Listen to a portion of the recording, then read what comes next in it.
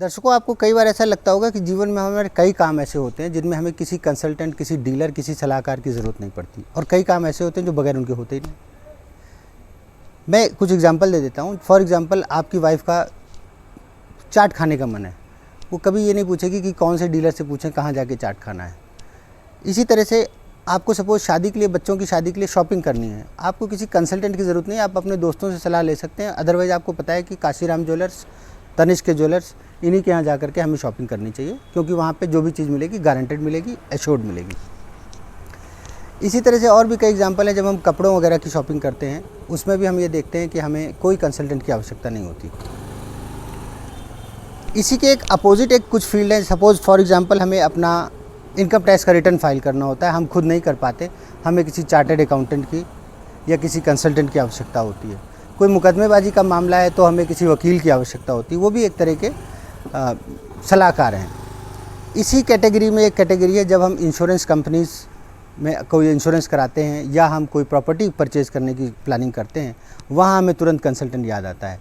क्या वजह है इस कंसल्टेंट के याद आने की, और क्यों ये कंसल्टेंट रिक्वायर्ड होते हैं, इनको कब हमें यूज़ करना है, कब हमें इनकी रिक्वायरमेंट बिल्कुल नहीं होती। बगैर कंसल्टेंट के भी आप प्रॉपर्टी खरीद सकते हैं।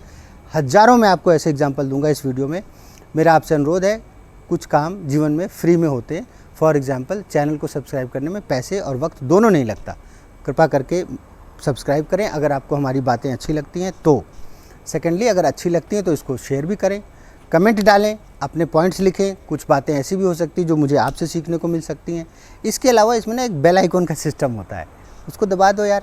उसको दबाने से सर आपको इमीडिएटली कोई भी मेरा नया वीडियो आएगा, कोई भी नई कम्युनिकेशन आएगी, उसका नोटिफिकेशन आ जाएगा। पूरा वीडियो देखें, लास्ट पॉइंट तक देखें। 5वां पॉइंट बहुत महत्वपूर्ण है, अगर मिस कर गए तो पूरा वीडियो देखने का समय आपका ज़ाया हो जाएगा। ज़िंदगी के जितने भी बड़े डिसीजंस होते हैं, उनमें हमें सलाहकारों की ज़रूरत होती है। कभी ये सलाहकार हमारे पिता, माता, हमारे रिश्तेदार होते हैं, कभी हम प्रोफेशनल सलाहकार भी हायर करते हैं। फॉर एग्जांपल, आप याद कीजिए, पुराने दिनों में जब शादियां हुआ करती थी तो एक बिचवानू होता था, मिडिल मैन, जो जनरली हमारा रिश्तेदार होता था, या हमारे समाज में एक पर्टिकुलर वर्ग के लोग होते थे जिनका काम होता था बेटे के लिए। पेरेंट्स बोल देते थे कि बहू देखनी है, तो वो जा करके उपयुक्त परिवार ढूंढते थे और उसके बाद वो कम्युनिकेशन करते थे कि भाई ये लड़की है, इसकी ये कुंडली है। कुंडली आती थी, उसको मैच किया जाता था। मैच होने के बाद वो संबंध आगे बढ़ते थे। ये क्या रोल था इन मिडल मैन्स का? ये ड्यू डिलिजेंस करने में आपकी मदद करते थे। प्रॉपर्टी एक बहुत बड़ा मैटर होता है। इसमें कई बार आप पूरे जीवन भर की पूंजी किसी एक जगह पे इन्वेस्ट कर देते हैं, और अगर वो इन्वेस्टमेंट गलत हो गई तो आदमी कई बार उभर भी नहीं पाता। इसलिए कंसल्टेंट की अनिवार्यता यहाँ पर है, क्योंकि big decisions are involve, so you need to have very good renowned consultant, और ख़ास तौर से वो कंसल्टेंट जो आपके परिवार को में पहले भी किसी को अच्छी डीलें दिला चुका हो। तो एक रीज़न है कंसल्टेंट हायर करने का कि ये बहुत बड़ा डिसीजन है, इट्स ए बिग डिसीजन, इसमें बहुत बड़ी इन्वेस्टमेंट इन्वॉल्व होती है। इसलिए आपको अपने मन से जल्दीबाजी में डिसीजन नहीं लेना चाहिए, कंसल्टेंट हायर करना चाहिए।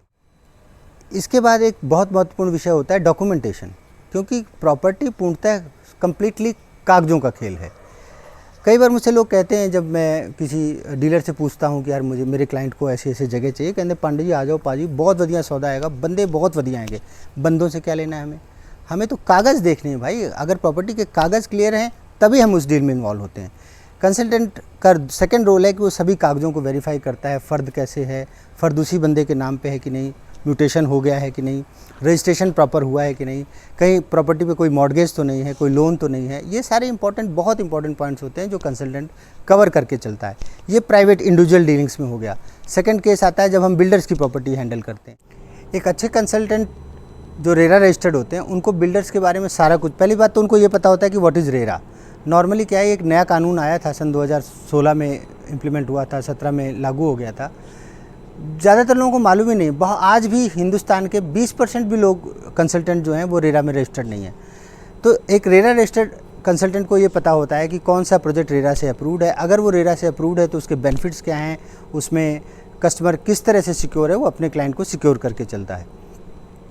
इसी तरह से एक कंसल्टेंट का और नॉलेज का लेवल होता है कि वो बिल्डर्स की प्रॉपर्टीज़, चूँकि वो उस एरिया में काफ़ी कुछ वर्किंग कर रहा होता है, उसको बिल्डर्स की प्रोफाइल के बारे में भी काफ़ी कुछ पता होता है कि कौन से बिल्डर अंडर डेट चल रहे हैं, कौन से बिल्डर अपने फंड से प्रोजेक्ट्स को मैनेज कर रहे हैं, कौन से बिल्डर हैं जो मार्केट से एश्योर्ड रिटर्न और इन सब कहते हैं ना कि एक गलत स्कीमों के थ्रू अपना प्रोडक्ट सेल कर रहे हैं, जो कि इंडिया में आरबीआई के थ्रू भी बैंड है, बट फिर भी हो रहा है और हमारे देश के प्रधानमंत्री अभी भी सो रहे हैं इस विषय में।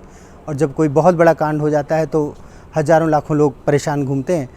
तो कंसल्टेंट का रोल है कि वो इन चीज़ों को आइडेंटिफाई करें और उनको डिस्करेज करें, अपने क्लाइंट को समझाएं कि यार तुम लालच में ना हो।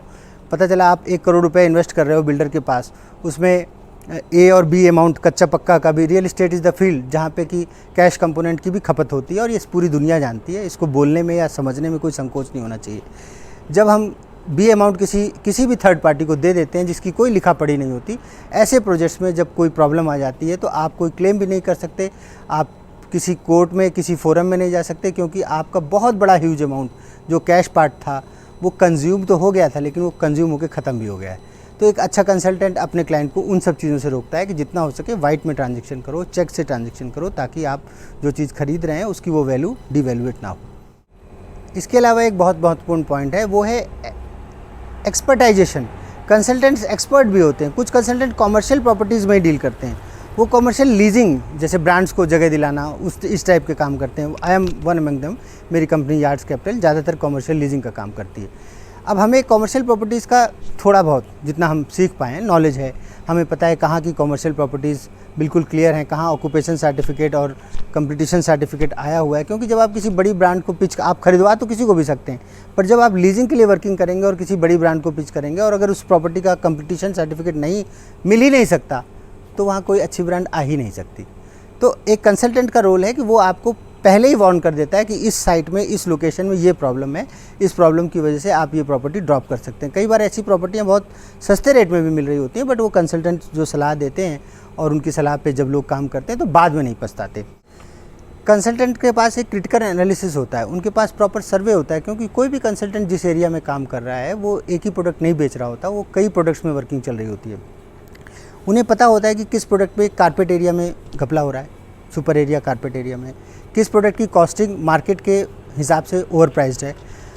कोई चीज़ ऐसा भी हो सकता है, कई बार बिल्डर्स या जनरली बिल्डर्स या कोई डेवलपर जो कोठियाँ बना के बेचते हैं, वो ऐसे प्रोडक्ट्स को यूज़ कर रहे होते हैं जो प्रोडक्ट देखने में बहुत शाइनिंग लगता है पर उसकी लाइफ नहीं होती। एक अच्छे कंसल्टेंट को इन सब चीज़ों का नॉलेज होता है, तो वो आपको बचाता है किसी ऐसे प्रोडक्ट में इंटेंगल होने से जिस प्रोडक्ट को ख़रीदने के बाद 6 महीने साल भर के बाद आपको उसमें पछताना पड़े। तो ये क्रिटिकल एनालिसिस बहुत इंपॉर्टेंट पॉइंट है, जिसकी वजह से आपको आपका समय बचता है, आपका टाइम बचता है। अगर आप खुद ये एनालिसिस करते हैं तो आप कितनी जगहों में जाएंगे, पजल हो जाएंगे। More you see more you get puzzle. एक अच्छा कंसल्टेंट, अगर आपका एक फैमिली डॉक्टर का जो रोल होता है वही एक अच्छे कंसल्टेंट का है। उसको पता है कि इनको क्या चाहिए, वो पर्टिकुलर वही दवाई आपको देता है। इसी तरह से जब मेरे से कोई क्लाइंट, फॉर एग्जांपल मैं अपना एग्जांपल देता हूँ, मुझसे अगर कोई क्लाइंट पूछता है तो मैं उससे पूछता हूँ कि आपका उद्देश्य क्या है, पर्पस क्या है। अगर वो कहते हैं पर्पस रेंटल इनकम है, तो मैं उनको उस तरह की प्रॉपर्टी पिच करता हूँ। अगर वो कहते हैं पांडे जी रेंटल इनकम नहीं है, मैं अपना ही कुछ काम करना चाहता हूँ, हम उसको उस तरह का प्रोडक्ट पिच करते हैं। तो ये एक कंसल्टेंट रखने का फ़ायदा है कि आपको काफ़ी उलझनों से बचा ले जाता है। इसके अलावा एक बहुत छोटा सा पॉइंट है कि हर प्रॉपर्टीज़ में अलग अलग फील्ड हैं, वेयर हाउसेस हैं, रिटेल इंडस्ट्री है, हॉस्पिटैलिटी है, हॉस्पिटल्स हैं। हर फील्ड के अलग अलग कंसल्टेंट हैं। एक ही डीलर हर तरह के काम नहीं कर सकते। आपको जिस तरह का काम है आप उस तरह के डीलर से संपर्क करें और उनसे उस डीलर से संपर्क करने से आपका समय बचता है और आपको वो बेस्ट ओपिनियन कम से कम समय में दे सकता है, बेस्ट ऑप्शंस दे सकता है। मुझे यकीन है कि इन सभी बातों को सुन के आपने चैनल 100% सब्सक्राइब कर दिया होगा। नहीं किया है तो प्लीज़ कर दीजिए।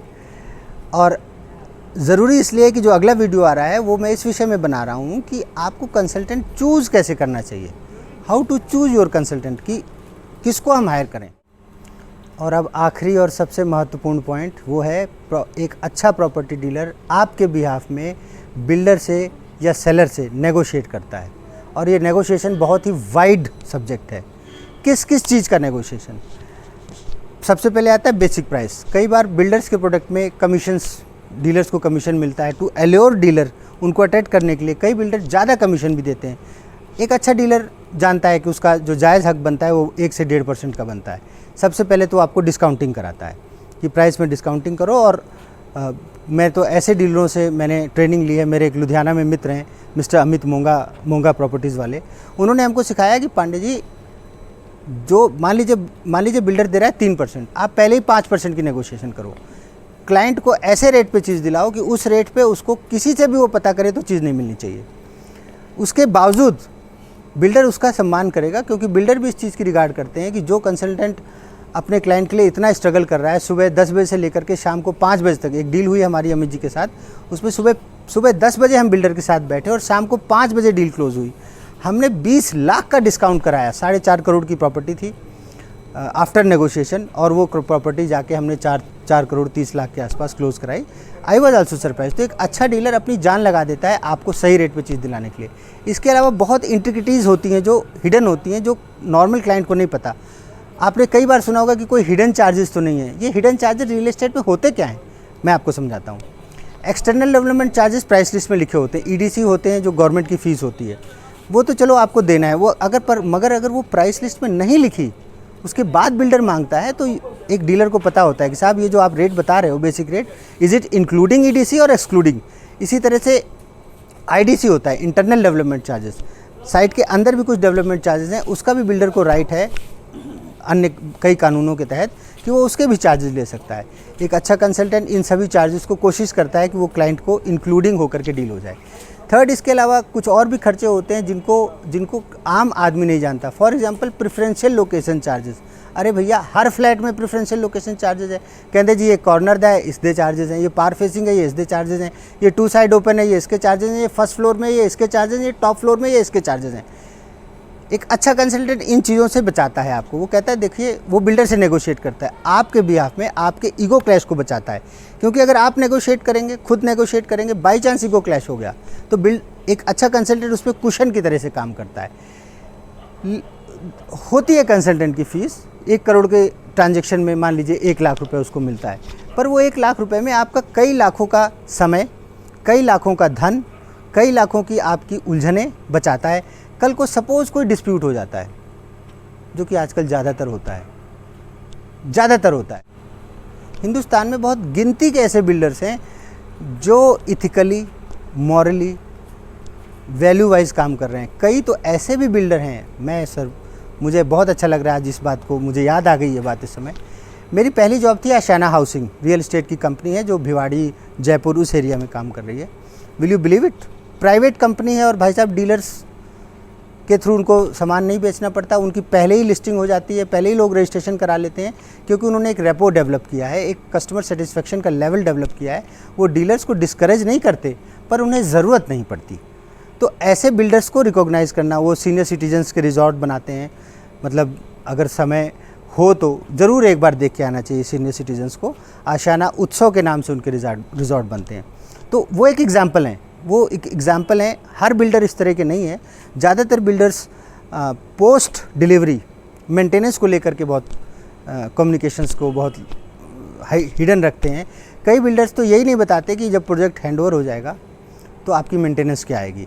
अच्छा कंसल्टेंट ये सारे पॉइंट पहले ही लिख के जाता है और बिल्डर से एक एक करके सारे पॉइंट क्लियर करता है, और क्लाइंट को बड़ा सेटिस्फेक्शन होता है कि भैया ने, अंकल ने, चाचू ने चीज़ अच्छी दिलाई और रेट भी अच्छा दिलाया।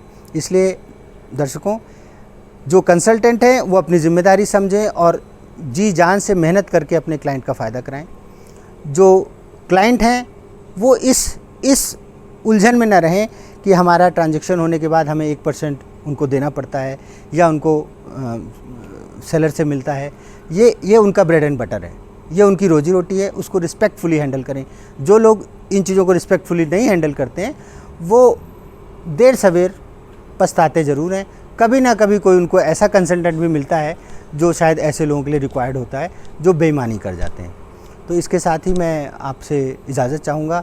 मुझे उम्मीद है वीडियो अच्छा लगा होगा और सब्सक्राइब करें। अगला वीडियो बहुत जल्दी आ रहा है, सब्जेक्ट भी बहुत अच्छा होगा।